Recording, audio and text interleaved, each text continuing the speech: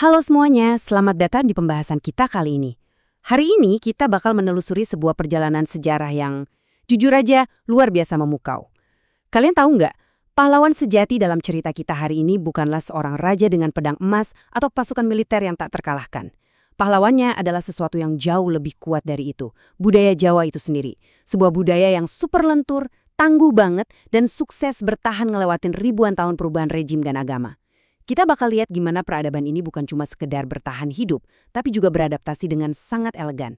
Oke, biar gampang, kita langsung lihat rutenya nih.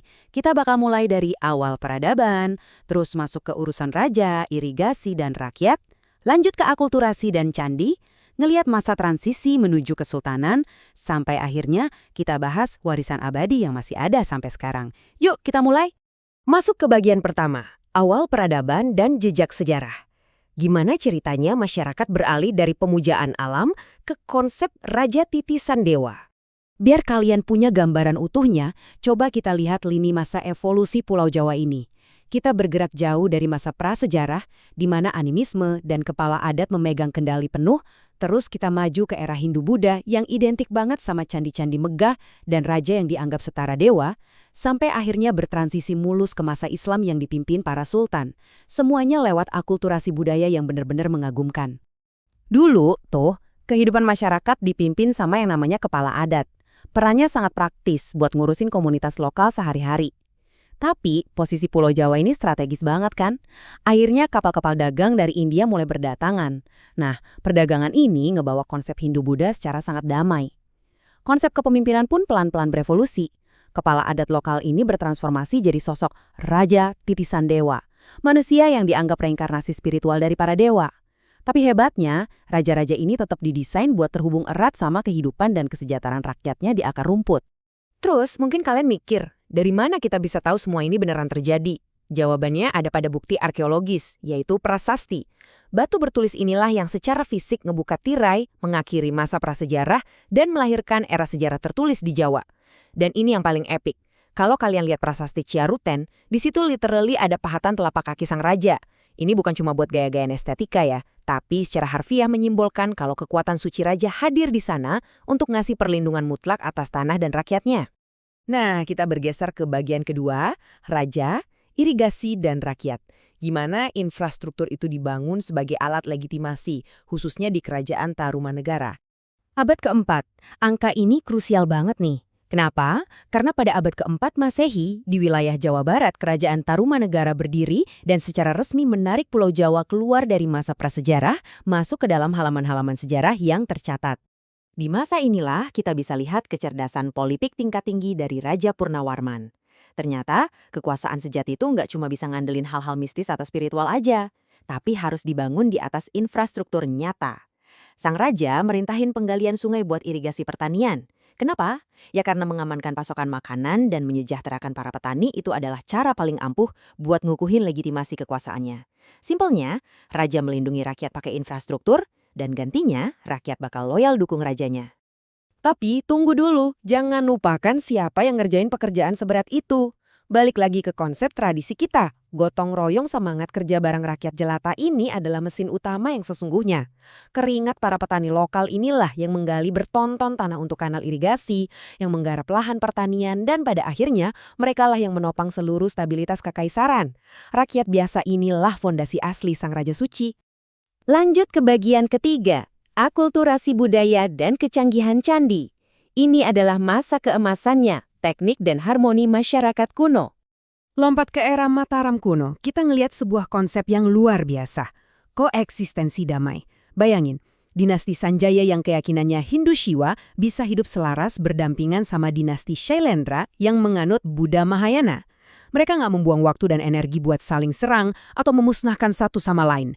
Justru sebaliknya, mereka berkolaborasi membangun harmoni yang akhirnya ngasilin warisan arsitektur paling masif di Nusantara. Kalau kalian butuh bukti fisik dari kata akulturasi, ya inilah dia. Borobudur dan Prambanan itu bukan sekedar tumpukan batu mati, teman-teman. Keduanya adalah wujud nyata dari kecanggihan teknologi dan kemampuan adaptasi masyarakat masa itu.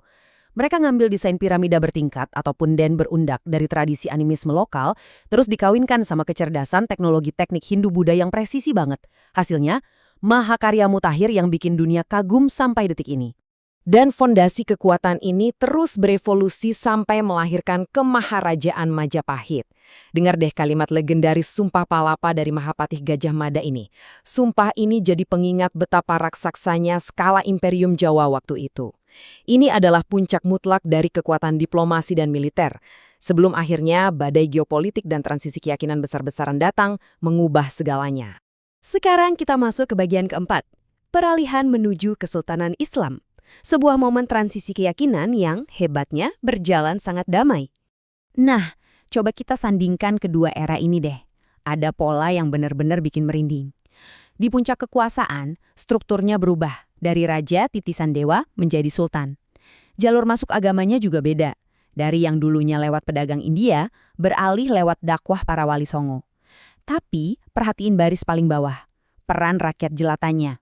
Di tengah tsunami pergantian rezim dan agama itu, tradisi gotong royong para petani lokal sama sekali nggak berubah.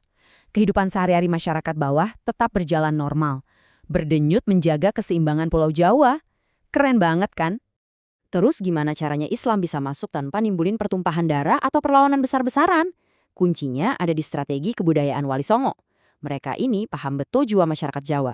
Alih-alih merusak, mereka nggunain media yang udah disukai rakyat kayak wayang kulit, musik gamelan, sampai lantunan puisi tembang untuk nyisipin ajaran baru. Mereka mengadaptasi budaya lokal. Sangat jenius dan pastinya super efektif. Kita sampai di bagian kelima dan terakhir kita, warisan abadi budaya Jawa, di mana fleksibilitas adalah senjata dan kekuatan utama yang sesungguhnya. Munculnya kesultanan besar kayak Demak dan Mataram Islam ini jadi bukti nyata. Kebudayaan Jawa itu ibarat pohon bambu. Ketiup badai kencang dia cuma melengkung, tapi nggak pernah patah. Alih-alih menghapus sejarah masa lalu, Kesultanan Islam ini nahan ego dan mempertahankan bentuk pemerintahan peninggalan era Hindu-Buddha. Mereka tetap pakai tradisi dan tata krama keraton yang lama, terus secara mulus membingkainya pakai nilai-nilai Islam yang baru. Karya akulturasi yang indah ini bahkan masih bisa kita saksikan langsung hari ini lewat megahnya keraton-keraton di Yogyakarta dan Surakarta yang masih berdiri kokoh. Jadi, kalau kita tarik garis besarnya, penelusuran kita hari ini ngebawa satu pesan krusial. Sejarah itu selalu nyatet hal-hal yang silih berganti dan sementara. Para penguasa, sistem dinasti, rezim politik. Tapi yang benar-benar abadi justru ada di kehidupan akar rumput. Kebijaksanaan rakyat, gotong royong yang gak pernah luntur, dan kemampuan budaya untuk beradaptasi.